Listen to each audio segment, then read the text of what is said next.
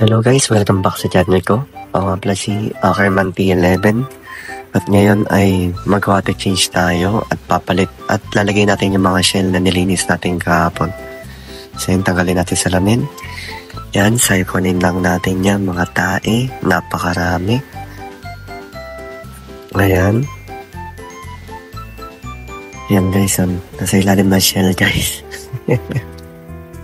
Kung mapapansin nyo yung sa taguan ng parrot fish ko, kumupas na yung pintura niya. Siguro kakasiksip ng pleko yan. So yan guys, siphonin lang natin. Yan, dami niyan guys. Ayan, dami talaga. Dami yung dami. Yan siya guys. Oh.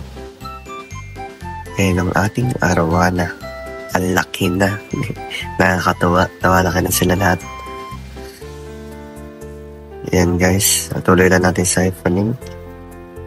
Ayan. Yung kuy kumakain pa ng pops ng ibang isda. Ayan. Dami ng tubig guys. Ayan.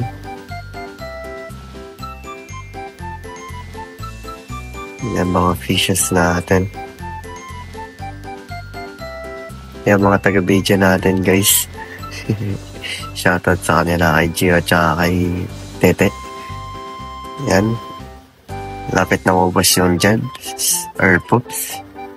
Yan. Shoutout kay NG Gio. Gusto niya masali sa vlog. Kasi naka-timelapse kaya di siya masyado nakita. Yan guys. Mga 50% or 50% water change yung ginawa natin dyan guys. Yan. Yan guys. Ayan, malinis na yung shell. Yan.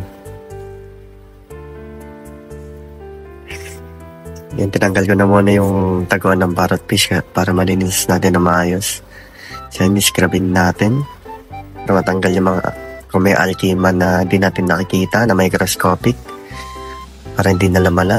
So yan, sigurabin lang natin mabuti. Yan guys, pati yung likod. Yan guys, dyan. Siphonin na natin yung mga iba pang tae. Tumayo ulit sila. Yan, yung lapag naman, brushin natin. Yan.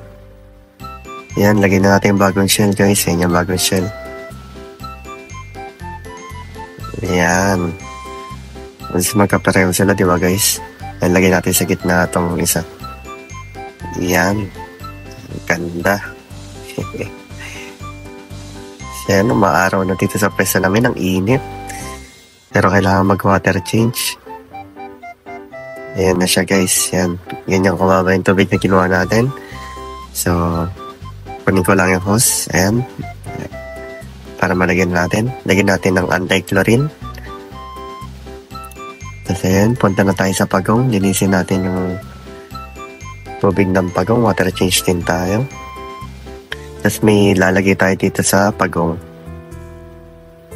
Yan guys. Kunin lang natin tubig, marami. Ito talagang pinakamahirap linisin kasi ang baba, tapos ang baba din ng tubig. Kaya sinayos ko yung filter kasi may na yung bagsak. Yung mga turtle guys. Ito yung shell na lalagay natin. Kung makikita nyo, yan guys. Yan guys, lagyan lang natin ng mga bato.